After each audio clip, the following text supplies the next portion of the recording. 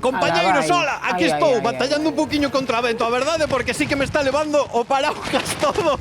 Estamos tragando absolutamente. En Cedeira, a cousa está un pouco picante, o vento xa arrancou. Falábamos cos veciños que están todos recollidos en cafeterías e todos onde poden, desde logo non paseando polo paseo, porque as rachas de vento son moi fortes. Dicían de ata 80 km por hora se esperan hoxe, pero que poden ser moitísimo máis. Podemos estar falando de que aquí as rachas de vento chegan ata os 100 km e ás veces os superan. Xa vedes como está o mar neste momento, non todo picado que podería estar aínda. Dicíanme os veciños, amiguiño, se crees que isto é vento e mal tempo, non sabes o que nos espera aínda no día de hoxe e, bueno, durante toda a semana, porque se espera, pois eso, alerta laranxa en toda a costa, hai que estar quietiños na casa, hai que ver na casa un pouco o termómetro pola mañá, disfrutar dun cafeliño quente, mandar as fotiños para a cunca e para que Bernardo vos entregue a cunca, e, amigos, facéndolle caso tamén a nosa mariñeira, a nosa pescadora que está ali, esa estatua tan típica de aquí de Cedeira da pescadora